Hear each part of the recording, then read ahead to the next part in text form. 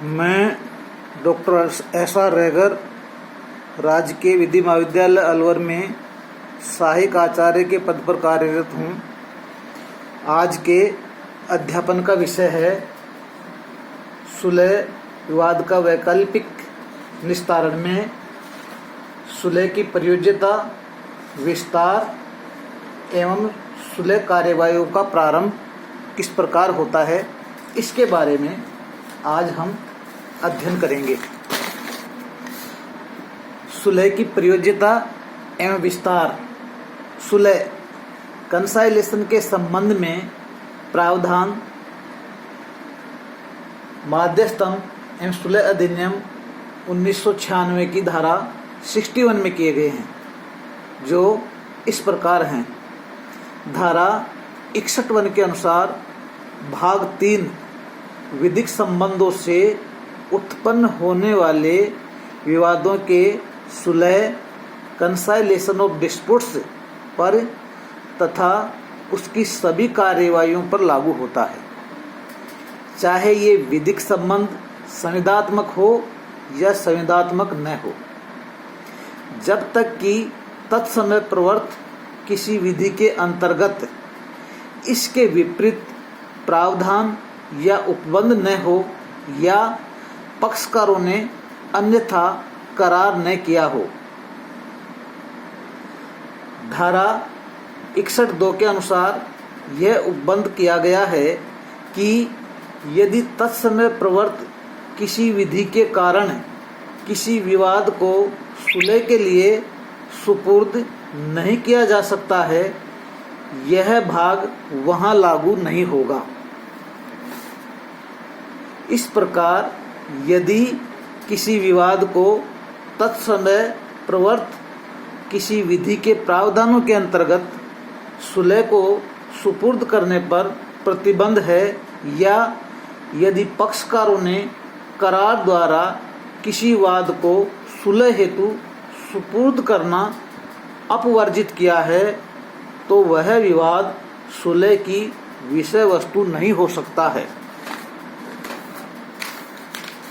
परंतु किसी विषय को सुलह हेतु सुपुर्द करने पर तत्समय किसी विधि के अंतर्गत प्रतिबंध नहीं है या पक्षकारों ने विवाद की विषय वस्तु को सुलह हेतु सुपुर्द करने पर करार द्वारा किसी प्रकार का प्रतिबंध नहीं लगाया है, तो ऐसे वाद को सुलह हेतु सुपुर्द किया जा सकता है, भले ही पक्षकारों ने मध्यस्थन के लिए सहमति व्यक्त की थी या नहीं।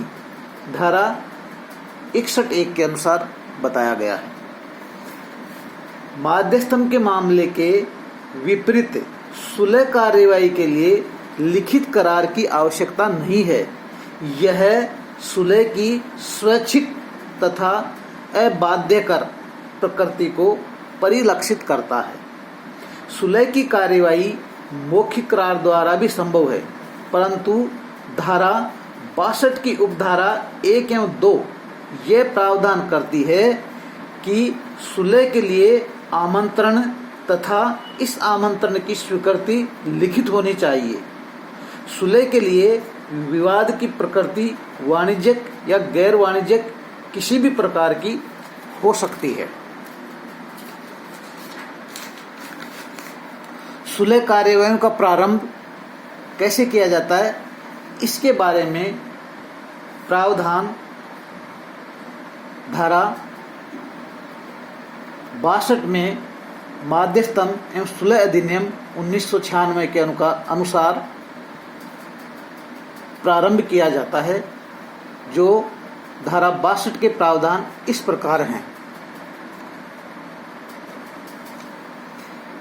धारा 62(1) जो पक्षकार सुलह कार्यवाही प्रारंभ करना चाहता है, वह इस भाग के अंतर्गत सुलह करने का लिखित निमंत्रण दूसरे पक्षकार को देगा।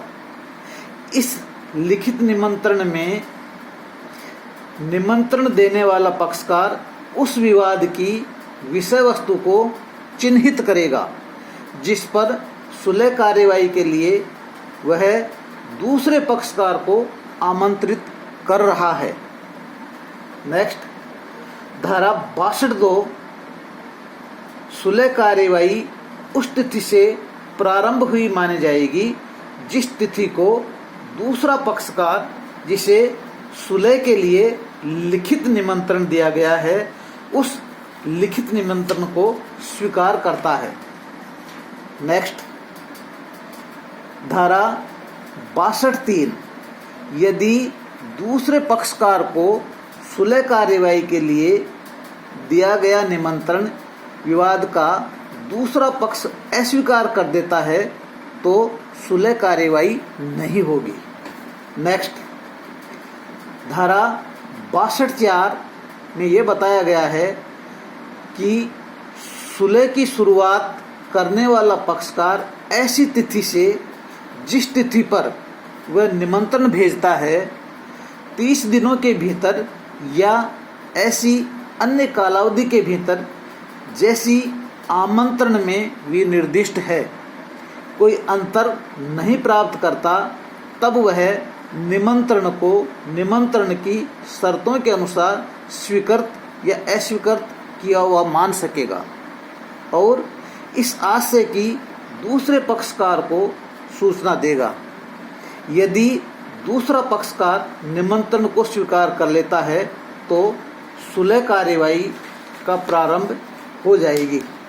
इस तरह से धारा 61 एवं 62 में सुलह कार्यवाही की प्रयोज्यता, विस्तार एवं उसकी कार्यवाहियों के बारे में बताया गया है।